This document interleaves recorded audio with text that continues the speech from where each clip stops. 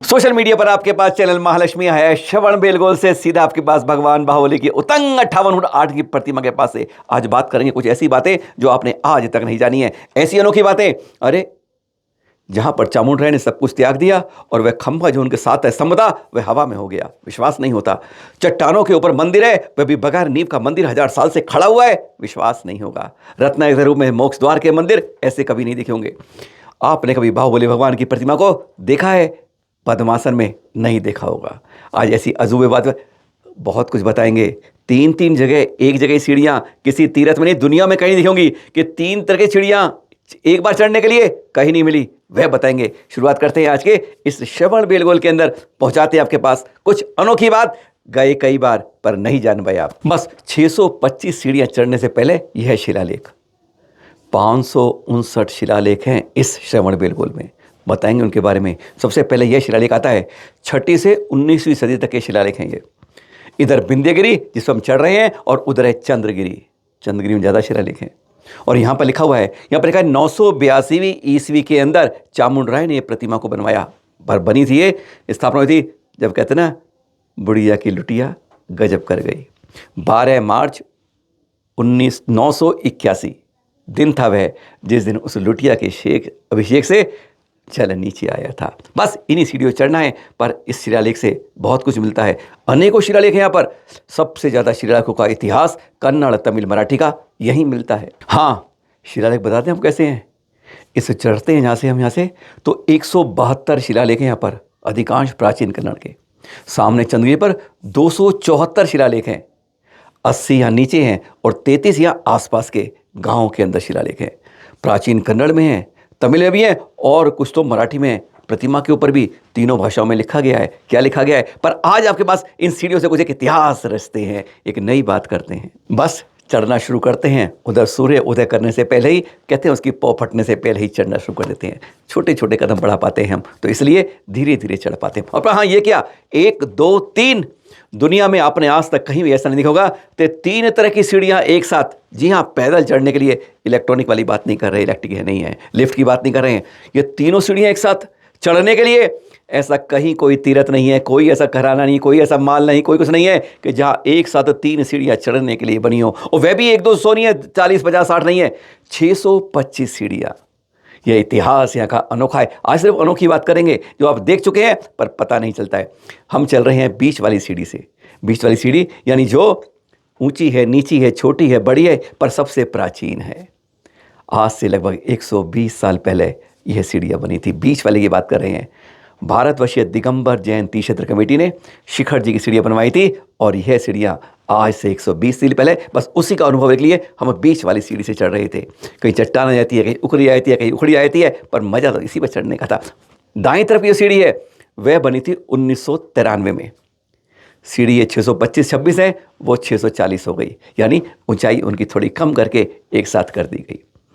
और ये बाईं तरफ जो कि सीढ़ियाँ हैं जो देख रहे हैं आप, ये 2018 के महामस्तकाभिषेक बनी थी, जिसका उद्घाटन प्रधानमंत्री नरेंद्र मोदी जी ने किया था। और वो 625, 640 और यहाँ की ये 652 सीढ़ी हो गई है ना। ऐसी करामती सीढ़ियाँ कहीं आपने नहीं देखी। अरे चलते हैं ऊपर, आज बहुत कुछ नया बताएंगे। हम तो चल दिए सीढ़ियों पर हाँ, अगर आप मुझे कुछ सोच सकते हैं कि हम नहीं चढ़ पाते थी सीढ़ियाँ, थोड़ा असक्षम समझते हैं या कुछ समझते, चिंता मत कीजिए, यहाँ आना जरूर है। देख रहे हैं आप, ये डोली की भी यहाँ सुविधा है, इसलिए बस दर्शन करना, कहना वास्तव में यहाँ तो अजूबा है। लगभग 170 सीढ़ी चढ़ के बस ये पहुँच गए पहला द्वार, कहते हैं सम्यक दर्शन द्वार है ये। 3 द्वार बने इस तरह के, रत्न तीनों थे ना, सम्यक दर्शन, ज्ञान, चारित्र, बस इस तरह बनता है। कहते हैं इन्हीं सीढ़ियों चढ़कर मोक्ष द्वार पर खुलता है दरवाजा। बस मोक्ष महल की सीढ़ियाँ समझ लिए चढ़ रहे हैं आप। निर्मल भाव रखिए, आगे बढ़ते जाते हैं। देखिए आप सबका हमारा सौभाग्य कितना बढ़िया है। हम चढ़ रहे थे और हमारे साथ चढ़ रहे थे राजेश जैन भैया जी। 56 साल की उम्र है और 45 साल से रोज इसकी सीढ़ियाँ दौड़ के, नहीं 11 साल की उम्र से ही रोज चढ़ते उतरते हैं, रोज अभिषेक वही करते हैं और यहाँ पर शांति धारा वही करवाते हैं। बस साथ मिल गया, उन्होंने पहचान लिया और फिर साथ हो लिए। और जो उन्होंने बताया वह शास्त्र में कहते हैं वंडर्स इन द वंडर्स, अजूबे पर अजूबा बताया। अब शुरू करते हैं अजूबों की नगरी से। यह अखंड बागिल, ये जो अखंड द्वार है ना, इससे नज़र के ऊपर जाते हो आप, इसलिए जो भी आया है वह जरूर गया है, पर इसको नहीं जान पाया है। सीढ़ियाँ चढ़ते चढ़ते पता नहीं चल पाए। यह पूरा बड़ा द्वार अखंड है, पूरी चट्टान में होकर हुआ, विश्वास नहीं हुआ। राजेश ने बताया तो दांतों तले उंगली वाली थी हमने। और आपने कभी आज तक नहीं देखा होगा कि बाहुबली भगवान बेले चढ़ी हो और वो पद्मासन प्रतिमा हो, वह भी नहीं देखी आपने। आज वही दिखाते हैं, सीधा राजेश जी के पास ले चलते हैं आपको, जो है अजूबे पर अजूबा यहाँ बताते हैं। सुनिए जरा उन्हीं के मुख से। त्यागत वन से कई कदम चढ़कर हम अखंड बागिल अर्थात एकाश्म द्वार पर पहुँचते हैं। यह द्वार का सबसे प्रभावशाली अंग है गजलक्ष्मी दिला, जो यहाँ बाहर पर सोहावटी के ऊपर है। लक्ष्मी कमल पर बैठी है और उसके दोनों पाश में 2 हाथी हैं, जो अपनी सूंडों व हंडियों पर पकड़कर देवी का अभिषेक करते हैं। मगर तथा सिंहों के परंपरागत उभार चित्र बाकी जगह को अर्थपूर्ण रूप से भर देते हैं। ये देश भर के गजलक्ष्मी उभार चित्रों में सबसे बढ़िया व तड़ा है और बेशक सबसे बेहतरीन गंगकृति है। जबकि द्वार 980 के दशक तक पीछे जा सकता है। उसके पास की 2 कोलरियाँ ईस्वी सदी 1130 में होयसल राजा विष्णुधर्म के सेनापति भारतमय ने बनाया। दोनों कोठरियों में उभार चित्र भरत और बाहुबली के हैं। ये कहते हैं अखंड द्वार, अखंड बागिलू कहते हैं कन्नड़ में। और अखंड द्वार इसीलिए कहते हैं, यहाँ पर देखिए द्वार है जो चट्टान पर ही उकेरा है और वो गजलक्ष्मी उसी पे बनाया हुआ है। और इसके साथ साथ बाहुबली की प्रतिमा बनाई हुई है उसी पत्थर में, अलग से नहीं। ये एक ही पत्थर है पूरा? चारों एक ही पत्थर। इधर भरत बना हुआ है, इधर भरत की प्रतिमा, वो भी उसी पत्थर में। तो एक ही चट्टान में ये 30 फुट के पूरी चट्टान है। हाँ, पूरी एक चट्टान में सारा एक ही चट्टान में चारों बनाया हुआ, मतलब उकेरा हुआ एक ही चट्टान से बनाया। द्वार ऊपर गजलक्ष्मी, इधर बाएं बाहुबली और दाएं भरत। जी एक ही चट्टान पे बनाया हुआ। और ये संभवतः समय भारत का सबसे पहला और अद्वितीय रूप है। और ये है सिद्धों के चट्टान। कैसे सिद्धों के चट्टान? अच्छा, सिद्धरगुंडू कन्नड़ में बोलते हैं। हाँ, सिद्धों के चट्टान जी। और ये भरत बाहुबली के जो संतान 101 संतान थे, हाँ, आदिनाथ के। हाँ, बिल्कुल। तो उनके वो भी सब मोक्ष गए। हाँ, सब मोक्ष जाने के बाद सिद्ध बन जाते हैं। हाँ, तो इसलिए सिद्धरगुंडू बोलते हैं। तो ये आदिनाथ के पुत्र दिखाए हैं। जी जी जी। और इसमें और भी कुछ लोग जो संलेखना पूर्वक समाधि लिए, उनके भी बारे में इसमें लिखा हुआ है। और ये लिखा गया है, ये कौन सी भाषा में लिखा गया है? ये पुराने कन्नड़ लिपि में लिखा हुआ है। और ये जो यहाँ रेखा चित्र दिख रहा है, हाँ, ये बहुत पुराने रेखा चित्र है। एक इसमें जो बना हुआ है, ये स्वास्तिक उल्टा बना हुआ है। जी, स्वास्तिक उल्टा बना हुआ है। ये हाँ, शायद वो शिल्पकार के इसमें ये स्वास्तिक उल्टा बना है वो। जी जी। मतलब इसे सिद्ध शिला बोलते, क्या बोलते हैं? सिद्धरगुंडू। सिद्धरगुंडू हिंदी में सिद्धों के चट्टान बोलते, सिद्धों की चट्टान है। ये पूरी ये तब की उकेरी हुई हमसे अब कह रहे हैं। जी जी। मतलब ये 2000 साल पहले की पुरानी क्यों है, या तब या 1000 साल पुरानी? बाद में भी सब उकेरा है, थोड़ा सा शिलालेख जो है बाद में भी उकेरा है। अगर ऐसे ही इनको ध्यान नहीं रखेगी तो ये खत्म हो रही है, पत्थर खत्म हो जाएगी। नहीं, पत्थर के जितने आयुष रहता है उतना ही रहता है। पत्थर को तो नहीं रक्षा कर सकते। कोई तरीका से ऊपर हम एक शीशा ऐसा भी लगा देंगे। नहीं, शीशा लगाए तो भी उसके आयुष जितना रहता है उतना ही रहता है। क्योंकि धीरे धीरे 500 साल में शरण हो जाएगी पूरी। हाँ हाँ, हो जाती है वैसे, धूप वजह से, धूप आदि की वजह से, धूप पानी से होती है। भरत बाहुबली की और बैठे हुए बाहुबली भगवान है इधर। ये जो बाईं तरफ बने हुए हैं जो ये शिलालेख है। ये बेला भी है इसमें। अच्छा, ये बाहुबली बैठे हुए हैं, बैठी हुई बाहुबली पता नहीं, ऐसे ही आकृति जो बेलाएं चढ़ी है। इसमें बेला है, इसमें बेला है ना, इसमें बेला है। पास में आए ऊपर चल जाना बस दीजिए भाई, ऊपर देंगे आसान रूप में। अभी चालू हुआ। ये जैसे बाहुबली भगवान के ऊपर बेला चढ़ी है, ऐसे इस बैठी हुई प्रतिमा पर भी बेली चढ़ी है। और ये शायद बाहुबली भगवान का नहीं तो भी दूसरे कोई तपस्वी का भी हो सकता है, या बाहुबली का भी हो सकता है। बहुत पुरानी रेखा चित्र है। इसी अखंड द्वार पर हमें मिल गए आकाश भैया जी, काशी के स्यादवाद विद्यालय के प्रिंसिपल प्राचार्य। उन्होंने पहचान लिया झट और फिर उन्होंने कहा बाकी तो उनसे सुन लिया, अब हम बाकी बताते हैं। सुनिए जरा उनसे भी इस यहाँ पर गजलक्ष्मी के बारे में और भी कुछ अनोखा जो उन्होंने बताया। सुनिए जरा। देखिए, हम बाहुबली भगवान के परिकर पूरे बड़े मंदिर में प्रवेश के लिए एक विशेषता मिलती है। जो लक्ष्मी का अभिषेक करते हुए 2 गज हैं, ये सबसे प्राचीन अगर कहीं मिलते हैं तो वो यहीं पर मिलते हैं, श्रवण बेलगोला में मिलते हैं वो गज। और देखिए बाहर भी 2 जिनालय मिलते हैं। पहले इन गज के बारे में आपको बताएं कि ये लक्ष्मी का अभिषेक करते हुए जो गज हैं वो शुभ माने जाते हैं। ये शुभ का प्रतीक है। द्वारों पे जैसे बंदरवार लगा दी जाती है, शुभ प्रतीक लगा दिए जाते हैं, ऐसे ही सबसे प्राचीन यदि कहीं मिलते हैं तो वो श्रवण बेलगोला में मिलते हैं। अभी भी बनने लगे, लेकिन पुराने प्राचीन काल में और कहीं इसका उल्लेख नहीं मिलता है, कहीं ऐसा बना हुआ नहीं मिलता है। सबसे प्राचीन श्रवण बेलगोला में मिलता है। और एक बाहर भी अगर कोई व्यक्ति अंदर ना जाना चाहे या जा सकता, अंदर नहीं जा सकता, उनके लिए बाहर भी एक बाहुबली भगवान का और एक भरत भगवान का जिनालय यहाँ पे स्थापित कर दिया गया है। देखिए ये बाहुबली भगवान की बहुत मनोज्ञ प्रतिमा है। देखिए और इधर देखिए, ये जो आप देखते हैं ये साउथ में मिलते हैं। यहाँ पे जिन मंदिर जिनालयों का निर्माण करने वालों की ये कन्नड़ में प्रशस्तियां लिखी जाती हैं। ये प्रशस्ति लिखी जाती है। साउथ का एक विशेष ट्रेड है जिन्होंने मंदिर का निर्माण कराया, उनके बारे में वो प्रशस्ति में उनका गुणगान किया जाता है, उस मंदिर के बारे में लिखा जाता है। ये सब कन्नड़ में लिखा हुआ है, क्योंकि हमसे कन्नड़ नहीं आती। अब हम चलते हैं भरत भगवान के जिनालय की तरफ।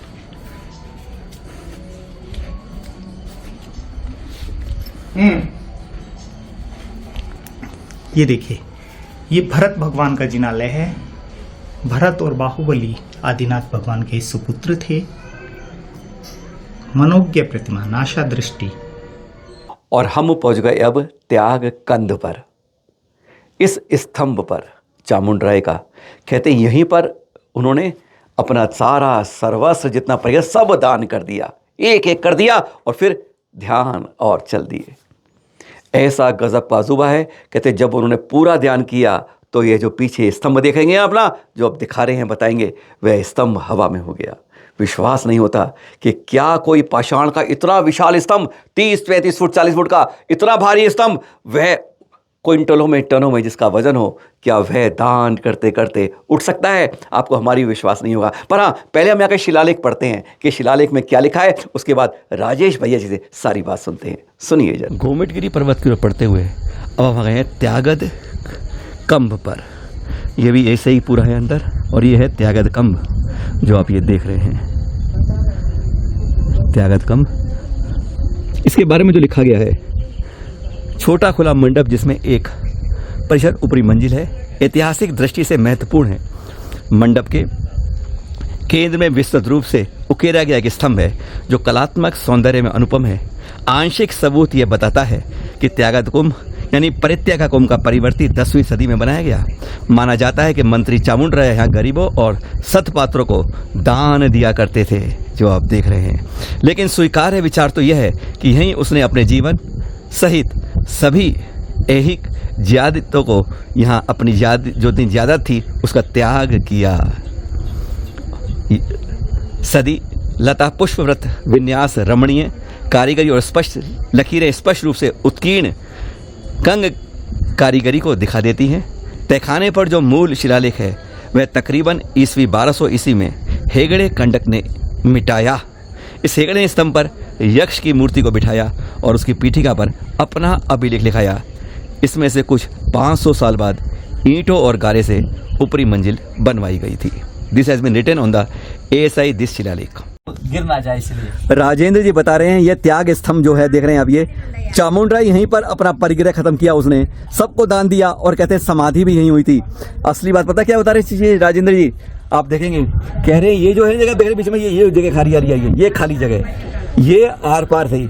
अभी इस समय इसके अंदर थोड़ा लोहा दिया गया है, नहीं तो ये जो जगह है ये दिख रही है ऊपर का स्तंभ में, ये आर पार दिखता था चारों तरफ से। यहाँ काम कर डालो, आप चारों तरफ देख सकते हैं उसको। ये खास बात है, दिखता था इस स्तंभ के अंदर। बहुत अजूबे हैं यहाँ। अब हम पहुंच गए ओदेगल बस्ती। सुधारना पड़ेगा, ये बस्ती नहीं बसदी है। बसदी कन्नड़ में कहते हैं जिनालय को।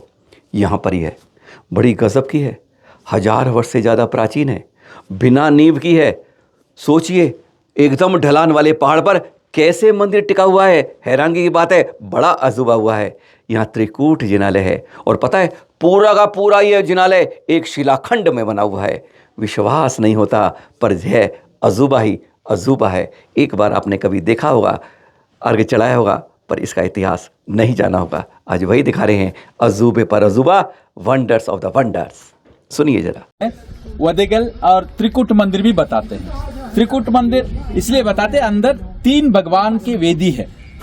और इसके साथ साथ वदेगल बस्ती इसलिए कहते हैं, तो ये बिना नींव के बना हुआ है। देखिए बिना नींव के ऑन द स्लोप हिल ये बना हुआ है, और ये सपोर्ट स्टोन देते हुए, ये सपोर्ट स्टोन ये कब का बना हुआ होगा? इसको वदेगल बताते। वदेगल बस्ती यानी ठेके दिया हुआ पत्थरों के मंदिर। अच्छा, मैं टेक कर दिए वो मंदिरों पर 1000 साल पुराना होगा, तब से ऐसा ही है जी।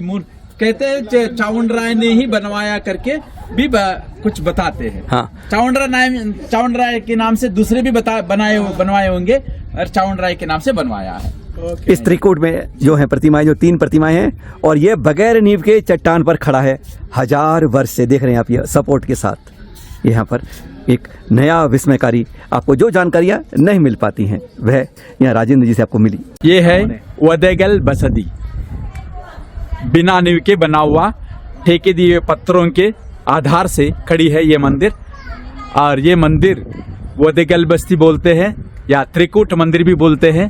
त्रिकूट मंदिर में 3 भगवान हैं, आदिनाथ, शांतिनाथ और नेमिनाथ। ये तीनों भगवानों में से त्रिकूट मंदिर, और वदेगल बस्ती ठेके दिया हुआ मंदिर, इसलिए वदेगल बस्ती।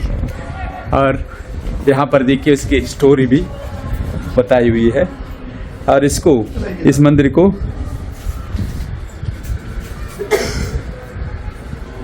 दर्शन करने यात्री लोग आते हैं।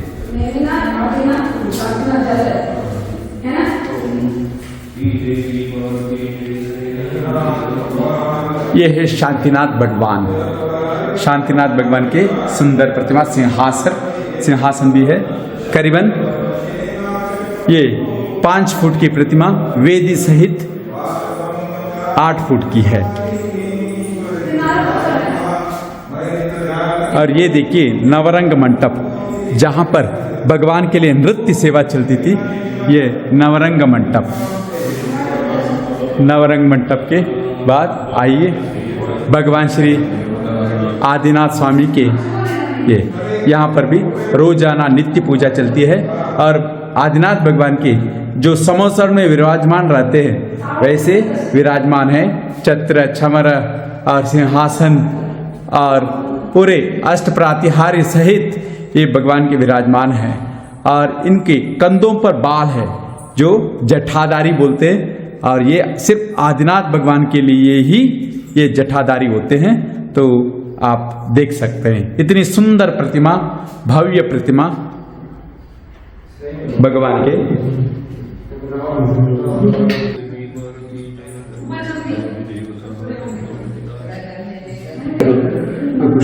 हाँ, पंडित जी पूजा करते हैं।